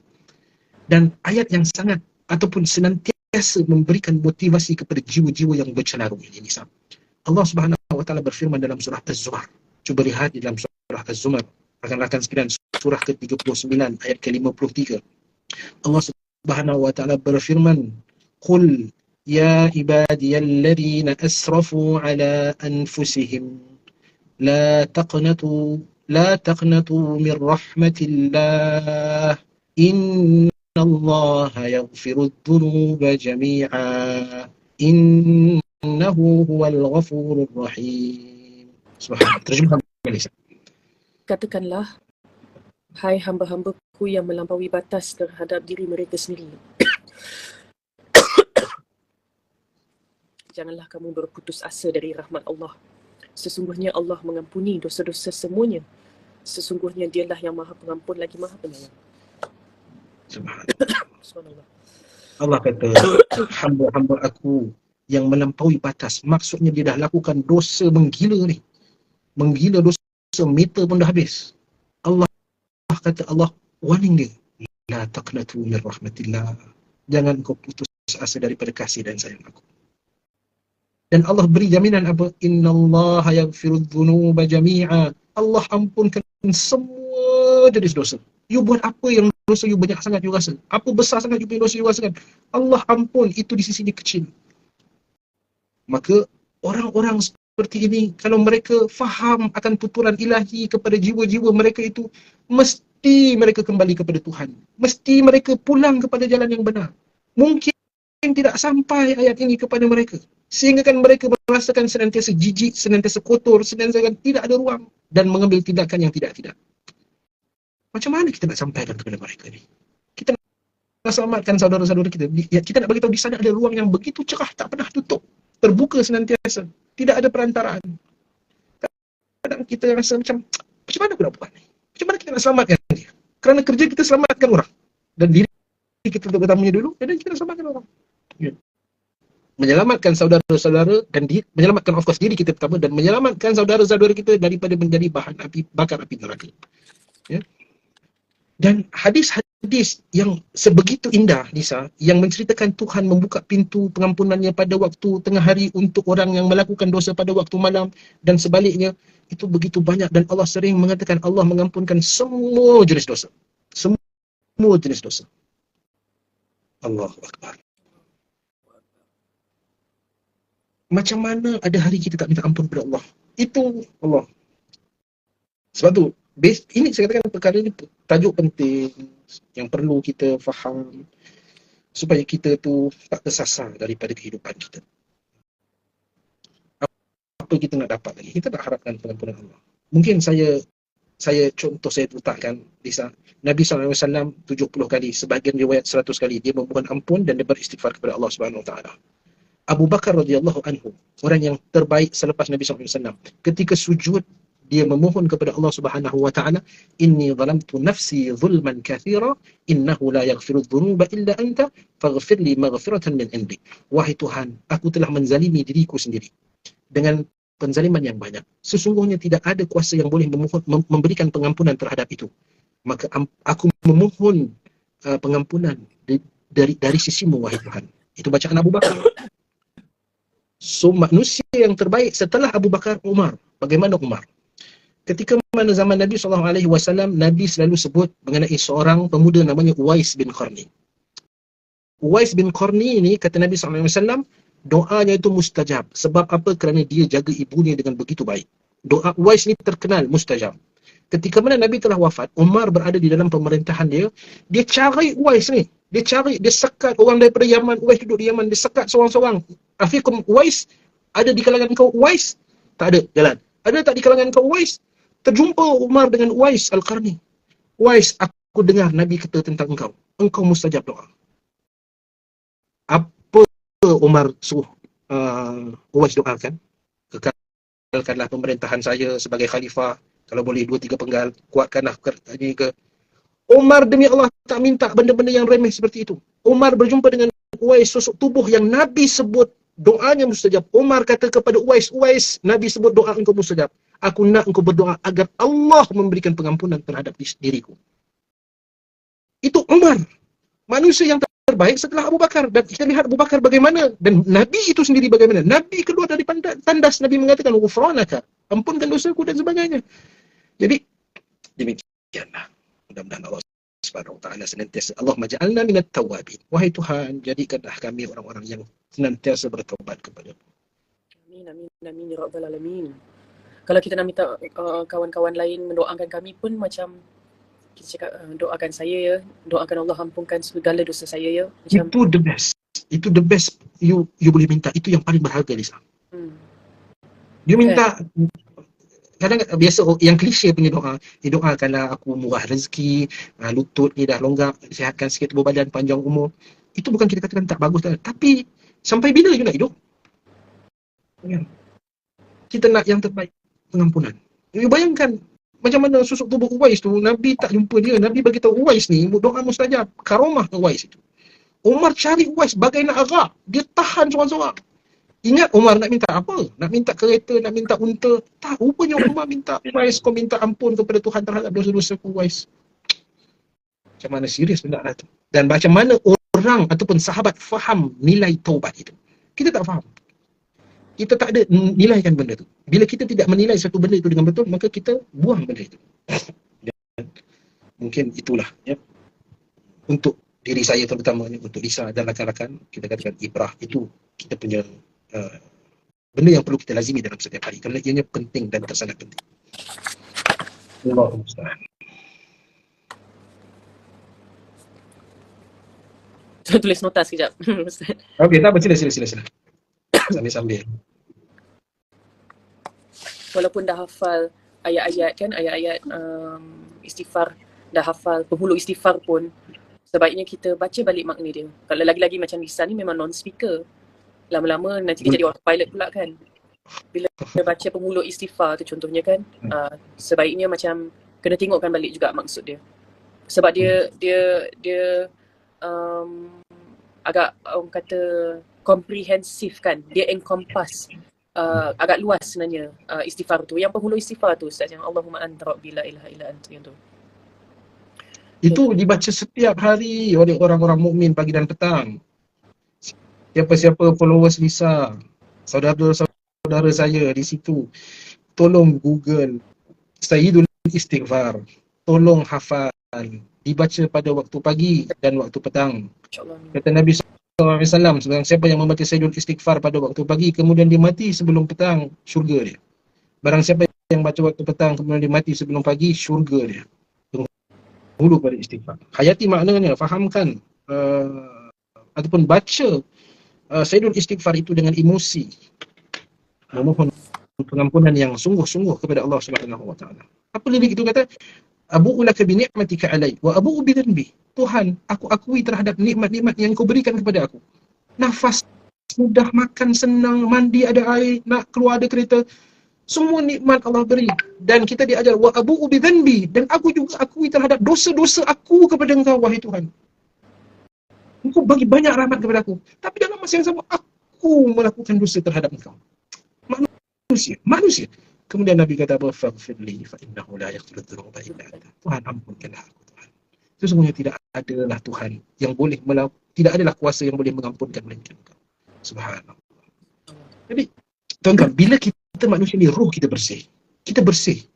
kehidupan kita mudah. Percayalah, kehidupan kita dunia mudah. Hati kita itu senang, hati kita itu ringan. Kalau ruh kita tak betul, apa yang orang sangkakan itu adalah alat kedamaian, jiwa kita tak tentram. Ya. Subhanallah.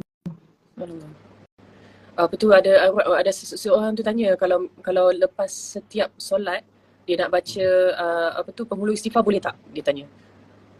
Dia boleh baca, boleh, tak ada masalah. Cumanya tidaklah dia itu menjadi amalan peribadi dia, is okay. Ya, jangan pula dikatakan macam ini adalah amalan yang disarankan macam Nabi kata, macam tiba-tiba kata yang dia sesuatu dalam hadis untuk buat selepas setiap waktu kan, tidak. Tapi amalan peribadi tak adalah kan. Amalan peribadi individu okey. Kita tak boleh, untuk dia okey, tapi kita boleh. Hang, aku nak bagi hang satu amalan ni. Hang setiap kali lepas solat hang baca Sayyidul Istighfar. Yang tu tak boleh. So kita dah set satu benda yang tak di-set oleh agama. Tapi kalau dia nak baca setiap kali lepas istighfar, lepas solat Sayyidul Istighfar, itu tidak ada menjadi penghalang. Apa juga bacaan, apa juga apa tak kisah. Dia baca itu bagus. Cuma dia jangan set. Faham. InsyaAllah. Okay Ustaz, masya-Allah. Memang topik yang agak ni kan, macam tuan-tuan dan perempuan yang sekali masuk dalam live ni, wow, saya tak sangka lah macam nak cerita topik taubah, dia jadi macam ni. Saya macam rasa macam banyak nak orang kata banyak yang akan difikirkan sebenarnya malam ni. Dan terima kasih banyak-banyak sebab kongsikan ayat-ayat Quran yang menyarankan supaya kita banyakkanlah istighfar lebih-lebih lagi sebelum waktu fajar, waktu sahur tu. Sebab apa tu, bila lepas tahajud tu, bila kita nak tahajud tu, kita nak establishkan a deeper connection dengan Allah Subhanahu Wa Taala. Itu yang kita nak kan, kita nak mempertingkatkan orang kata aspek iman dan juga takwa dalam diri kita. Betul. Kemudian kita perlu betul-betul merendahkan diri, sedar dengan tak sedarnya apa jua yang kita berlakukan setiap hari. Yang kita perlu meminta ampun supaya dah skala mizan tu yang beratnya adalah belah kanan. Itu yang kita nak. Kita nak jannah, kita tak nak sentuh pun, tak nak bau, tak nak tengok pun jahannam. Subhanallah. Kita tak nak pun, na'udzubillah min zalik. Jadi itulah dia. Saya macam cuba tahan daripada nangis sebenarnya malam ni, tapi tak apa. Sekarang ni kita baru je sahaja selesai topik untuk keampunan sebenarnya. Taubah untuk malam ni. Tapi memandangkan sekarang ni dah pukul 11. Patutnya kita nak sentuh pasal awal Muharram ya Ustaz, tapi tak sempat untuk malam ni. Mungkin kita kena postpone kot. Tak apa ke? Ini masalah. Masya Allah. Tak jadi masalah. Cuma kita just remind saja mengenai amalan yang ada dalam bulan Muharram ni. Ya, iaitulah berpuasa. Ada 10 Muharram yang dinamakan dengan Ashura, bukan bubuh puasa. Ashura wa Tasu'a, 9 Muharram dan 10 Muharram ataupun 11 Muharram digandingkan. Sama ada you nak puasa 9 atau 10 Tasu'a, 9 atau 10 dipanggil Ashura dan Tasu'a, ataupun you nak buat 10 11. Ataupun ada yang mengatakan so, Tasu'a tu boleh di antara 9 ataupun 11. No, the Tasu'a, the meaning is 9. Oh, I see. Okay, sorry. 9, ataupun Nabi kata Som qablahu au ba'dahu, sehari sebelum ataupun sehari selepas. I see. Oh, okay. Alright. Or before or after. Day before, day after. Ataupun macam kita boleh jugalah macam puasa putih. Kan? Puasa putih. Banyakkan puasa, banyakkan amalan soleh. Tidak ada amalan-amalan tertentu yang special, tidak ada. Khusus, tidak ada. Juga kita boleh tahu bahawasanya awal Muharram ini adalah satu penetapan Sayyidina Umar radhiyallahu anhu mengkalendarkan kalender Islam. Sebelum zaman Nabi tidak ada kalender hijri kan. Ya. Ceritanya kalender hijri, the hijri calendar. Bukan yang macam yang kita biasa gunakan dekat sekarang ni yang Gregorian. Ya. Gregorian calendar. Januari, Februari, Mac itu orang. Yang hijri calendar tu masa Umar kan. Umar. Maksudnya zaman Nabi tak ada benda ni. 5 ke 6 tahun lepas kewafatan Nabi sallallahu alaihi wasallam. So kadang-kadang ada orang kata Nabi kata baca ini untuk sambut tahun baru. Oh, okey. Kita nak kata macam mana Nabi kata, zaman Nabi pun tak ada lagi. So kena hati-hati. Jangan kata apa yang Nabi tak kata. Kerana Nabi mengatakan bagi siapa mengatakan benda dia tak kata falyatabawwa maq'aduhu minan nar. Jaga-jaga tempat dia untuk berada di kerusi api neraka. Oh, subhanallah. Tak boleh senang-senang kita nak quote Nabi. Orang quote saya suka-suka hati pun saya tak suka. Orang quote Lisa kata macam ni. Padahal Lisa tak kata. Tapi Yalah. kita manusia biasa. Macam mana Rasulullah SAW mempunyai pencakap agama ni, kita quote benda yang tak betul daripada dia. So, Tapi boleh hati-hati. tak kalau macam okey, walaupun dia tak ada amalan yang khusus, tapi boleh tak macam kalau kita contohnya saya hantar message pada family contohnya, saya cakap ni awal Muharram ni esok contohnya kan, Lisa doakan moga tahun Hijri baru ni membawa keampunan untuk yang lepas-lepas, insya-Allah dikurniakan banyak barakah dan khair. Macam itulah, macam lebih kepada doa untuk doa yang baik-baik untuk family. Kalau macam tu okey ke? Itu okey saja, tak mengapa. Asalkan Cumanya kita tak boleh, asalkan bukan macam okey aku buat ni pasal aku anggap benda ni macam adalah ajaran dia ada satu special. Tak sama ucap hari ni dengan hari semalam. Kena ucap hari ni, besok dah tak jadi. Ada itu dah jadi something. Okay. I see, faham. Kalau sekadar nak mendoakan family, mendoakan nak bagi baik kepada orang lain, tak mengapa kan, itu perkara yang baik.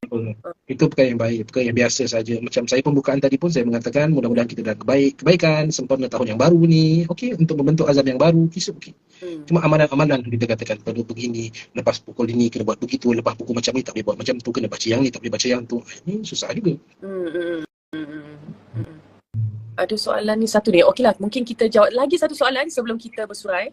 Ada seorang ni bertanya, apakah jawapan yang terbaik kepada seseorang itu yang bukan seorang yang Muslim, yang bertanya, Muharram ni dia tak sebesar Aidilfitri dan juga Hajj? Dia tanya. Mungkin sekadar untuk memahami, untuk belajar. Mungkin dia anggapkan Muharram tu adakah ia satu festif ataupun bukan ke macam mana? Macam kalau Aidilfitri adalah satu perayaan kan? Kita menyambut sebagai satu perayaan selepas berpuasa 30 hari. Tapi Muharram ni macam mana? Macam tu kan, macam dia kata not as big tetapi fadilat dia besar juga kan? Fadilat dia besar. Ya Ustaz. Dia, kita kena bezakan benda yang agama tetap dan benda yang agama tak tetapkan. Ramadan, Zulhijjah itu keagamaan. Okay. Sebab itu datang daripada Allah dan Rasul. Itu bulan Ramadan you kena puasa and then you celebrate setelah sebulan. Begitu juga Zulhijjah 10 hari terawal and then you celebrate. You buat haji, ada Arafah. Okay. So bulan tu bukan pilihan Sayyidina Umar, bukan pilihan kerajaan, bukan pilihan syarikat. Itu yang point dia adalah Allah yang menetapkan masa dia. Allah pilih. Seperti mana Allah pilih waktu zuhur sekian-sekian, Allah pilih masa tu untuk dijadikan benda lain itu. So masa, tempat, cara itu bila agama Allah tetapkan, itulah namanya agama. Okay. Sebab tu kita tak boleh tetapkan. Kita tak boleh tetapkan begini. Yang tetapkan itu Allah SWT semuanya. Baru dinamakan ritual agama. Kita tak boleh buat haji bulan Syawal sebab Allah dah tetapkan masa dia. Kita tak boleh puasa wajib pada bulan Syaban sebab Allah dah letak masa dia. Okey. Adapun Muharram ni Allah bukan wahyu yang setkan dia sebagai bulan pertama untuk disambut sebagai tahun. Cuma Sayyidina Umar ambil bulan Muharram untuk dikalendarkan pada bilangan pertama kiraan kalender Islam itu kerana atas alasan selepas bulan Zulhijjah orang bawa balik haji, seorang bawa balik haji ni semangatnya bagus, orangnya bagus, soleh, diampunkan dosa. So semangat itu nak dibawa kepada pengiraan tahun yang baru. So itu adalah rundingan Sayyidina Umar. Dia tak ada special dari segi agama. Sebab tu kita katakan dia tak ada special agama. Tapi cuma selain itu juga pada sampainya waktu sampainya Rasulullah SAW sampai di Madinah kan? Macam mana? Apa yang Nabi SAW sampai? Sampainya Rasulullah SAW sampai ke Madinah untuk awal. Pasal tu juga kan pada 12 Rabiul Awal. Bukan. Bukan. Rabiul Awal tu Nabi apa nama? Nabi lahir. Nabi lahir. Allahu Akbar. Bukan pasal ni apa tu yang dia buat kalender ni, kalender ni untuk macam dia mulanya pasal Nabi sampai ke Madinah, bukan? Sampai di Madinah. Okey, itu pun ada sedikit kekeliruan. Orang katakan dia bukan Nabi berhijrah. Itu semua kita tahu. Nabi berhijrah daripada Madinah ke Mekah itu atas arahan Allah. Allah suruh berhijrah. Madinah ke Mekah. Mekah ke Madinah, yes. Mekah ke Madinah. Mekah ke Madinah. So Nabi keluar. So orang ramai kaitkan bulan Muharram ini adalah bulan penghijrahan Nabi. Sebenarnya bukan itu. Nabi SAW SAW dia keluar daripada rumah dia untuk memulakan journey pergi ke Madinah dengan Abu Bakar As-Siddiq pada bulan Safar. Akhir Safar, 28 Safar. Kemudian mereka berdua tinggal beberapa malam, 3 malam di dalam Gua Thur. Siapa pergi Madinah, pergi umrah, dia tengok nanti lah Gua Thur. So cerita macam-macam. Dan setelah itu mereka berdua sampai di Masjid Quba pada 8 Rabiul Awal. Quba adalah first project Nabi SAW. Ramai orang ingat juga projek pertama Nabi membina masjid Nabi. Tak, Nabi buat masjid yang pertama adalah Masjid Quba. Itu projek pertama Nabi, Masjid Quba. Quba ada fadilat. Kan ada fadilat. Kita pergi hari-hari tertentu, hari Sabtu sebenarnya sembahyang 2 rakaat, dia dapat umrah. So marilah kita melakukan umrah bersama-sama. InsyaAllah. Itu bukan iklan tapi ceritakan pada 8 Rabiul Awal itu Nabi sampai ke Quba dan pada tanggal 12 Rabiul Awal. Betul lah di sana. Ya, 12 Rabiul Awal. 12 Rabiul Awal Nabi SAW berada di Madinah. Okay. Cuma pengiraan tahun itu bila start satu tahun pertama, tahun Nabi berhijrah. Faham tak? I see. So, kalender Masihi bila tahun pertama? Tahun pertama Isa dilahirkan lah. Mungkin lah. Tak tahu silap betul. Kan?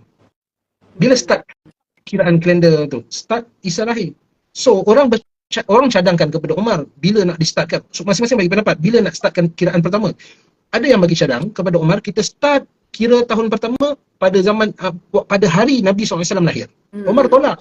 Tak nak sama dengan Kristian. Apa kaitan dengan agama-agama lain, kita tak mau. Tapi sekarang macam mana anak muda nak attitude macam orang agama lain, macam kita dah tak ada identiti. Muhammad SAW membawa identiti untuk kita tiru. Okey, kita bersettle hal tu. So, tak nak benda tu kerana ada persamaan dengan agama lain. So, Umar ambil pandangan kita kira tahun pertama pada tahun Nabi berhijrah. I see. So, itu kiraan pertama, tahun pertama. Okay, alright. Oh, tu maksudnya.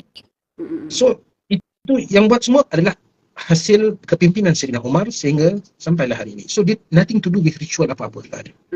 Macam mana Parsi, dia ada kalender dia. Mesir kuno ada kalender dia. Orang Chinese pun ada kalender dia kan. Itik ayam musang semua tu. Lunar.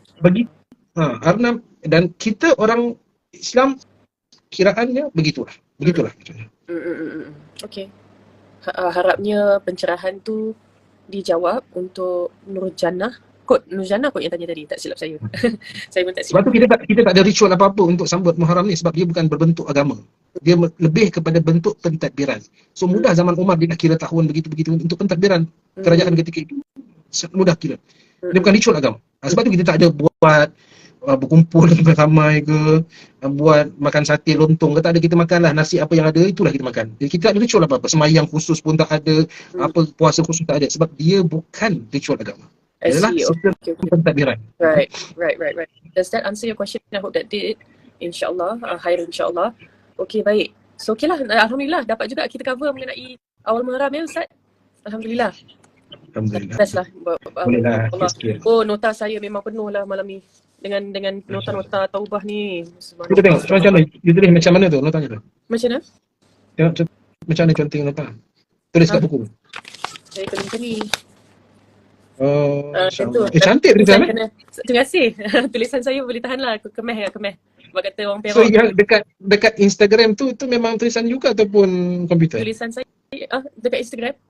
Kan ada macam poster-poster you share apa semua tu kan? Tak, yang tu bukan saya punya. Yang buat grafik tu macam grafik. Macam grafik tu bukan.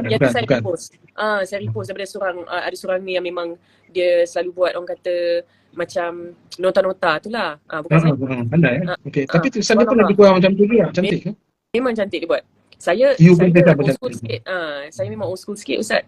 Saya tulis nota macam mana saya faham. Dan biasanya macam ni kan, nanti saya kena buat balik. Saya buat dengan color-color ni semualah. Subhanallah. Itu nama dia belajar lah. Itu nama dia belajar. Saya pun memang akan, bila mana-mana kita dengar lecture pun, memang akan ada pen, kena ada susunan yang baik untuk sesi pembelajaran untuk ini. Betul.